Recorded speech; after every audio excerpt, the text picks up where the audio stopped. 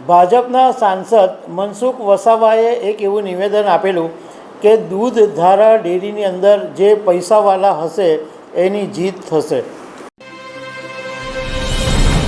ગુજરાતના ભરૂચમાં દૂધ ધારા ડેરીની ચૂંટણી હતી અને એના પરિણામ ઉપર બધાની નજર હતી, કારણ કે ભાજપના બે દિગ્ગજ નેતાઓ આમને સામને હતા અને ભાજપે એક ઉમેદવારને મેન્ડેટ આપેલું, પરંતુ ભાજપના જ એક ધારાસભ્યએ મેન્ડેટની સામે પોતે ઊભા રહ્યા હતા અને આ ચૂંટણીમાં એમની પેનલના 9 સભ્યોને સસ્પેન્ડ બી કરી નાખવામાં આવ્યા હતા.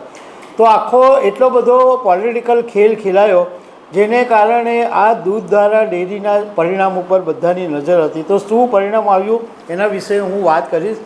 મારું નામ રાજેશ શાહ છે અને તમે જોઈ રહ્યા છો ગુજરાતના સૌથી મોટા digital news platform ખબરછે.com. Bharatiya Janata પાર્ટીએ ભરૂચની દૂધ ધારા ડેરી માટે 17 વર્ષથી જે ચેરમેન છે એ ઘનશ્યામ પટેલને મેન્ડેટ આપેલું હતું અને એમની પેનલના 12 સભ્યોના પણ મેન્ડેટ આપી દેવામાં આવ્યા હતા. અને સામે ભાજપના જ ધારાસભ્ય, વાગરાના ધારાસભ્ય અરુણસિંહ રાણા, એમની પેનલના 3 ઉમેદવારોને મેન્ડેટ આપવામાં આવ્યા હતા. પરંતુ અરુણસિંહ રાણાએ પોતે સામે ઘનશ્યામભાઈ પટેલની સામે ઉમેદવારી નોંધાવી અને પોતાના ઉમેદવારો ઊભા રાખ્યા અને એમની પેનલના 9 સભ્યોને ભાજપે એમ કહીને સસ્પેન્ડ કર્યા કે પાર્ટી વિરુદ્ધ શિસ્ત ભંગ કર્યું છે, એટલા માટે સસ્પેન્ડ કરવામાં આવ્યા છે.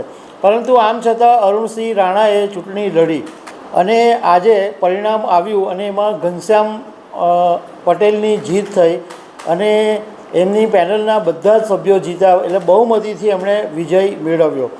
હવે થોડાક દિવસ પહેલાં ભાજપના સાંસદ મનસુખ વસાવાએ એક એવું નિવેદન આપેલું કે દૂધ ધારા ડેરીની અંદર જે પૈસાવાળા હશે એની જીત થશે.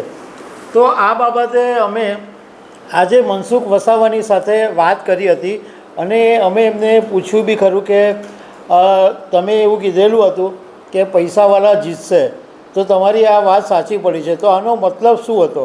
તો એમણે એમ કીધું કે આ જે દૂધ ધારા ડેરી હોય, એટલે કોઈ પણ ડેરી હોય, એમાં જે ગામડાની દૂધ મંડળી હોય એના સભાસદોને વોટિંગ આપવાનો અધિકાર હોવો જોઈએ. આ એક નિયમ હોવો જોઈએ. પરંતુ એને બદલે કેટલાક લોકો શું કરે કે આ ગ્રામ્યની જે મંડળી હોય એમાંથી એકાદ પ્રતિનિધિને નક્કી કરે અને કોને પ્રતિનિધિ બનાવવાનો છે એવું પહેલેથી નક્કી કરી દેવામાં આવે અને જ્યારે વોટિંગ થાય ત્યારે ગ્રામ્ય દૂધ મંડળીના સભાસદો વોટિંગ નહીં કરે, પરંતુ જે પ્રતિનિધિએ જે ઠરાવ કર્યો હોય એ જ બધા વોટિંગ કરે. અને સામાન્ય રીતે એટલે આ જે પ્રતિનિધિ નક્કી કરે કે ભાઈ આને આપણે વોટ આપવાનો છે, તો એ વોટ આપવા માટે એને પૈસા આપવામાં આવે. મનસુખભાઈ વસાવાએ કીધું કે જ્યારે અરુણસિંહ રાણાએ આવા જે સભ્યોને પૈસા આપેલા તો એ વાતની ઘનશ્યામ પટેલને ખબર પડી.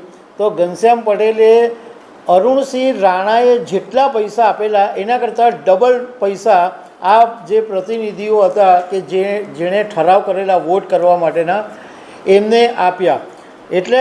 એટલા માટે કે જે પૈસા વધારે ખર્ચા, જેણે પૈસાનો આખો જે ખેલ ઊભો કર્યો, એમની જીત થવાની હતી. એ બાબતે મેં કીધેલું હતું.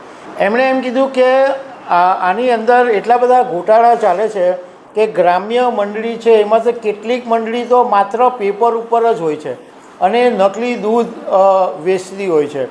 તો મનસુખભાઈની વાત સાચી પડી કે આખો આવી જે ડેરીની ચૂંટણી છે એમાં આખો પૈસાનો મોટો ખેલ ચાલતો હોય છે અને પૈસાવાળાની જીત થતી હોય છે.